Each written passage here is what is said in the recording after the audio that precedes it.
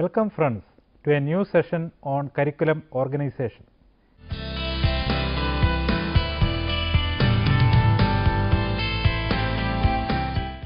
In this session, we will see the details of integrated, discipline-centered, environmental and spiral curriculum.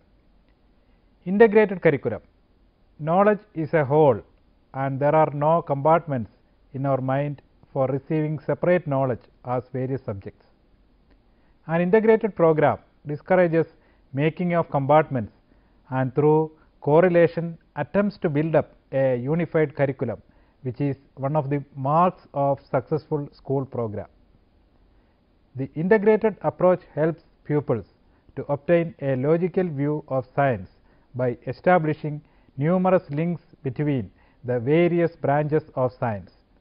This becomes a difficult exercise to achieve when science is taught as 3 separate subjects and taught by 3 separate science teachers. Say a motor car as an example, in which physics, chemistry, biology as well as health science are included at a minimum input from the part of science.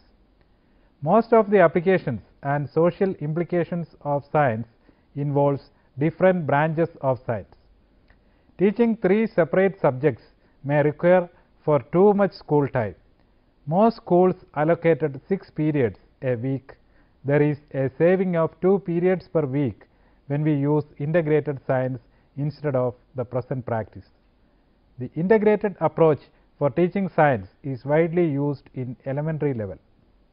The main consideration in favor of the integrated syllabus rather than separate courses is that the units of study in an integrated syllabus became more meaningful and functional than treated separately, and therefore the purpose is better achieved. The very notion of integration incorporates the idea of unity between forms of knowledge and the respective disciplines. In practice, this can take many forms.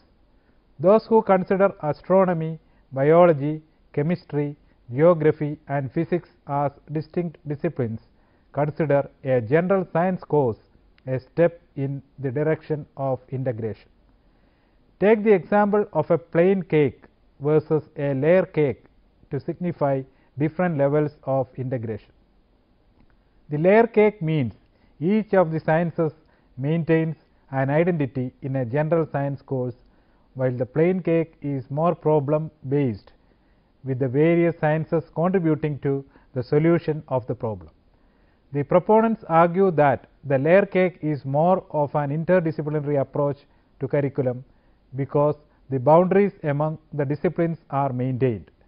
Therefore, if one is discussing curriculum integration with a science educator, one must first determine the context, because integration could refer to integration within the sciences rather than integration among a wide range of disciplines, so that the learner experiences a number of interconnections among different disciplines. An interdisciplinary curriculum can be closely related to an integrated curriculum. Most educators represent the view that knowledge in interdisciplinary studies is a repacking and perhaps enhancement of discipline-based knowledge. Interdisciplinary means consciously applying methodology and language from more than one discipline to a theme, topic or problem. Whether a curriculum is interdisciplinary or integrated is not the main issue.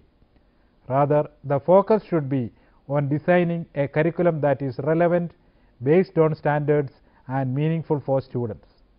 At the same time, the curriculum should challenge students to solve real-world problems. What exactly is an integrated curriculum? In its simplest conception, it is about making connections. What kind of connections? Is it across disciplines? Is it connection to real life? Are the connections skill-based or knowledge-based?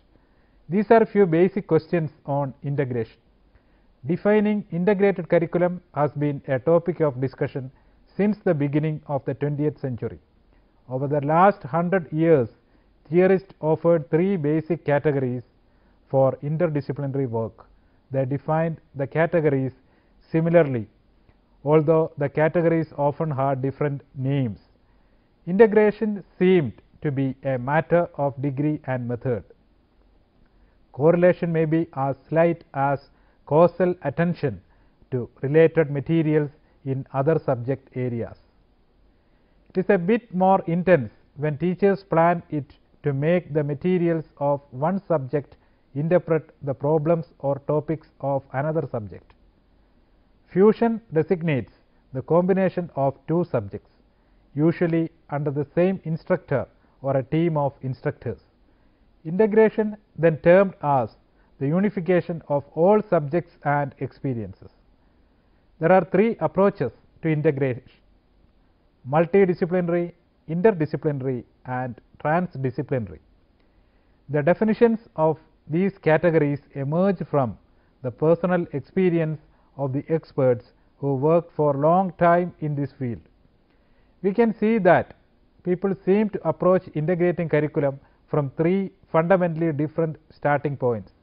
The three categories offer a starting point for understanding different approaches to integration. Multidisciplinary integration. It is, as the name indicates, focuses primarily on the disciplines and hence called multidisciplinary. Teachers who use this approach organize standards from the disciplines around a central theme. Ways to create multidisciplinary curriculum are different, and it tend to differ in the level of intensity of the integration efforts. The following descriptions summarize different approaches to the multidisciplinary perspective of integration. Intradisciplinary approach. When teachers integrate the sub-disciplines within a subject area, they are using an intradisciplinary approach. Integrating reading, writing, and oral communication in language arts is a common example. Teachers often integrate history, physics, chemistry, and biology and health science in an intradisciplinary science program. This type of intradisciplinary program is offered for middle school by many foreign institutes. Through this type of integration, teachers expect students to understand the connections between the different sub-disciplines and their relationship to the real world. The program is said to have a positive impact on achievement for students who participate in the particular program. Fusion. In fusion, teachers diffuse skills, knowledge, or even attitudes into the regular school curriculum.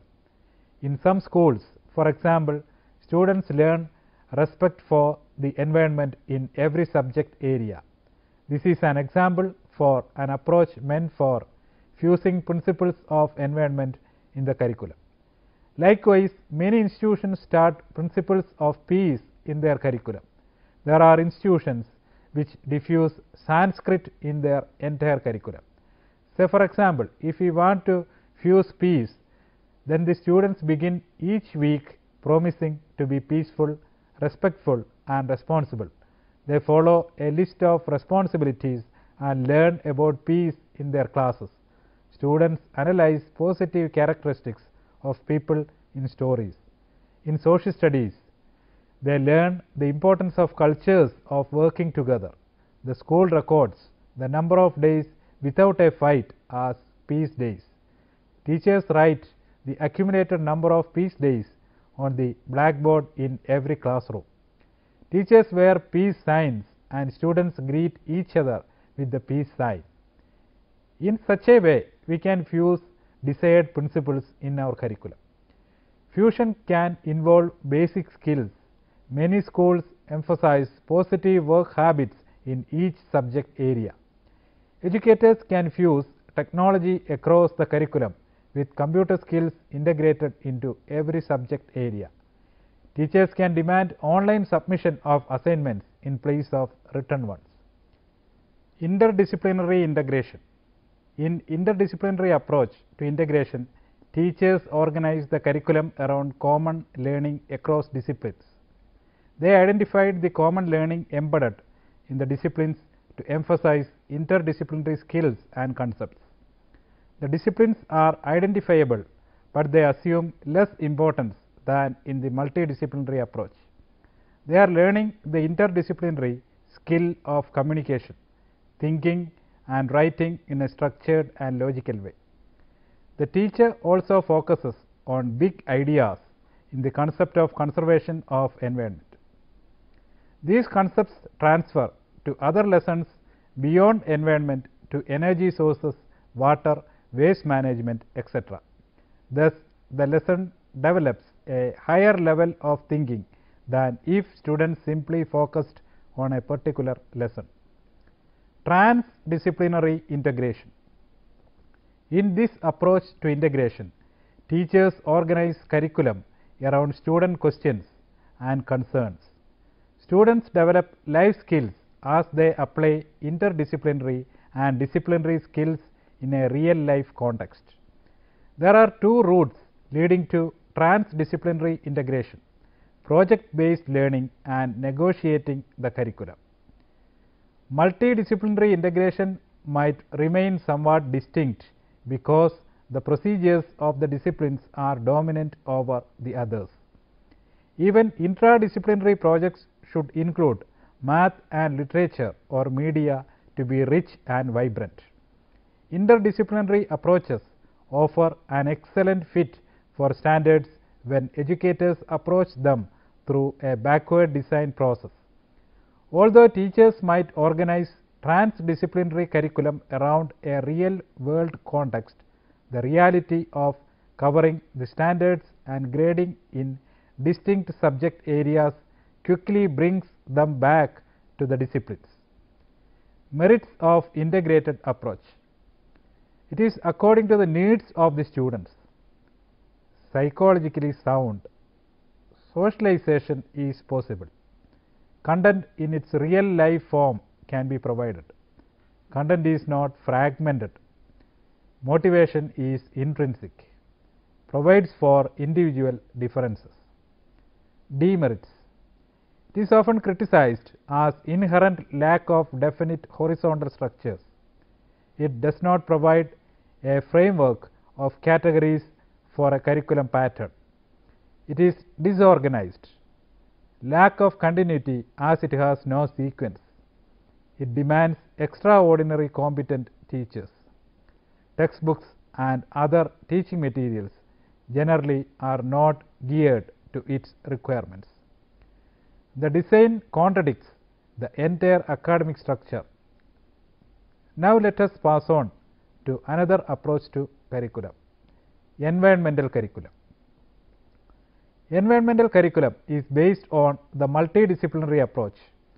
Its scope is broad and encompasses physical, chemical, biological, social, cultural and human dimensions of study. Environmental curriculum is designed in keeping with the environment conditions, both natural and social. It tries to develop positive attitude as well as love, respect and care for environment. It provides provisions for learners to participate in a variety of activities. There will be provision for observation of natural phenomena, demonstrations, discussions, identifying environmental problems and study them through surveys and projects, group activities, activity-based learning or experiential learning, field visits, utilization of resources, hands-on experience sessions. Their provisions are directed at developing cognitive, affective and psychomotor aspects. The topics that has included in curriculum are national resources, biological diversity, interdependence of human beings and environment, environmental pollution, waste management, sustainable development, quality of life, energy sources, acts, laws and regulations for protection and conservation of nature and natural resources. Environmental curriculum provides opportunities for direct exposure to environment using hands-on discovery method, emphasis on learning by doing, exploring and problem solving. Field-based projects and activities suggested by environmental curriculum are vermicomposting, testing of water quality, rainwater harvesting, tree plantation, food adulteration, management of water bodies, non-conventional energy sources, etc. Environmental curriculum aims to acquaint and sensitize the young mind to the environmental problems and concerns, to inculcate in them healthy personal and social attitudes and behavior towards environment. Environmental curriculum gives more importance to action. It creates in learners opportunities to think, plan and act and share responsibilities. The effective transaction of environmental curriculum is possible only by a partnership between school, family and community. Active community participation is a must for the success of environmental curriculum. Environmental curriculum caters to all the three domains of knowledge such as cognitive, affective and psychomotor domains. Its motto is quality environment for human survival.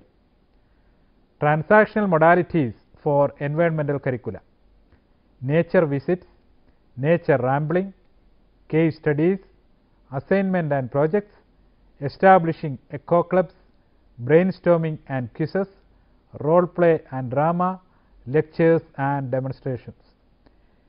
Environmental curriculum is an action oriented, value based one. Now let us see yet another approach to curriculum: discipline centered curriculum. This is also called a subject centered curriculum. In this system of organization, the science course is split up into compartments such as physics, chemistry, botany, zoology, etc. Topics from all the compartmental subjects are treated separately without any attempt at correlating and integrating the learning experiences. Let us take B.Ed curriculum as an example. Here we can see subjects such as philosophy, sociology, psychology, a methodology and subject paper. When we take a zoology or botany curriculum for graduate level, we can see that it includes topics related to biology only without relation to other subjects. This system is considered to be the best pattern of curriculum organization for producing scholars and high grade specialists. This pattern is criticized on the ground that it is too compartmentalized and fragmentary, fails to develop effective habits of thinking. The arrangement of content is not psychological. Emphasis is given to the product aspect and it ignores the natural interest and abilities of children. It is also important that students in each discipline should have certain knowledge base in common, especially in human existence and on environment. By realizing this fact, humanities and environmental science are included in most of the curriculums, including that of engineering discipline. Disadvantages of discipline centered curriculum: narrowness. Subject centered curriculum prevents students from understanding the wider context of what they are learning. In the traditional method of learning, students learn math in one period, language in another, science in another and social studies in yet another, separate class and so on. Every subject is taught as though it exists in and of itself without regard for how one subject relates another subject. Teachers provide homework in different subjects, but there also no connection in between subjects. The same goes for other subjects studied. Students may learn the history without knowing the impacts of ancient culture on recent culture issues. No integration.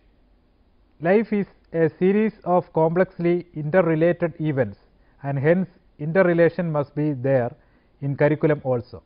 No person is an island, but is influenced by who that person is and the environment around him or her. A traditional subject centered curriculum so focuses on each subject in an individual context.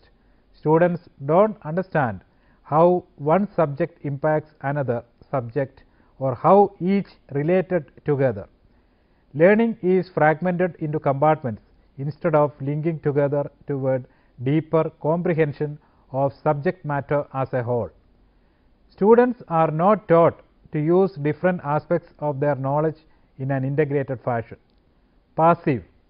In the discipline-centered curriculum, students did not get chance from entertaining a different point of view than what textbook or teacher presents. The subject matter has already been chosen by experts in the different subjects, by school boards and by teachers, and deemed of value for students to learn. The subject matter is of critical importance, while students become little more than receptacles to be filled rather than thinking, rational individuals who need to be part of the learning process. The subject-centered curriculum fosters no excitement about learning and knowledge, but passive in nature. Authority. The traditional subject-centered curriculum depends upon a system of authority. Students are not part of the authority hierarchy. Their needs are considered only in conjunction with the type and difficulty level of the material. Subject-centered learning does not offer a wide range of options that take into account background of learners, different learning styles of students, etc. Needs of individual learners are not considered. The material must be taught and students are expected to absorb the material in the time allotted. Testing is often based solely on reproducing the material and not on overall comprehension or the practical use of the material in everyday life to solve problems. Now let us see another approach to curriculum, spiral curriculum. Spiral curriculum is Jerome Bruner's concept that is really dominant in schools but unknown to many. Have you ever noticed the books of elementary pupils? Have you observed that the topics are just being repeated, right? Although there are some new topics, there are topics that are being repeated all over again. This is also true not only in elementary but also in high school and up to college. Constructivist view of learning tells us that learners must be given opportunities to recount and reflect on their experiences in order to have foundations for their future and new learning. Furthermore, teachers must also base what they teach on the level appropriate for the learners. Adding these two important ideas, we can now try to understand the meaning of what spiral curriculum really is.